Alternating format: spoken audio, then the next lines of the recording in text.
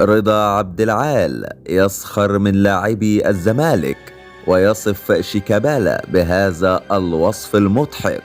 شاهد ماذا قال. ولكن في البداية صلي على الحبيب محمد، ولا تنسى الإعجاب بالفيديو والاشتراك في القناة حتى يصلك كل ما هو جديد وحصري. رضا عبد العال في تصريحات خاصة بعد سقوط الزمالك في دوري أبطال إفريقيا وتزيل ترتيب جدول المجموعة، سخر من لاعبي الزمالك بما فيهم كابتن الفريق محمود عبد الرازق شيكابالا. وقال عبد العال: أنا شايفكم بتسألوني عن موقف الزمالك في إفريقيا، هو فين الزمالك أصلا؟ انتوا مقتنعين إن دي فرقة ولا ده مدرب ولا دي لعيبة؟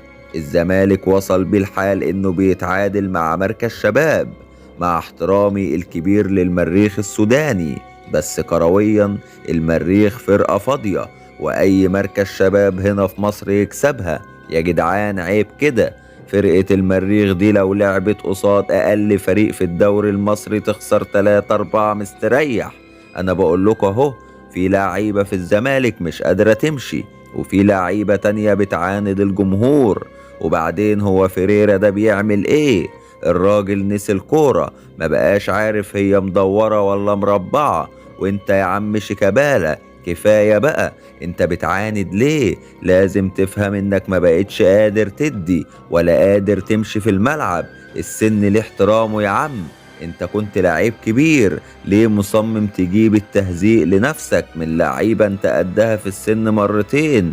احترم تاريخك يا اخي وبطل، ولا هي بالدراع ولا بالعافية؟ مفيش في الكورة الكلام ده. انا زعلت عليك لما الواد بتاع سموحة رقصك الترقيصة اياها الماتش اللي فات.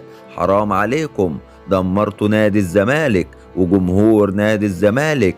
كفاية هجس، كفاية قرف، ارحمونا بقى. هذا ما قاله رضا عبد العال في تصريحاته الخاصة.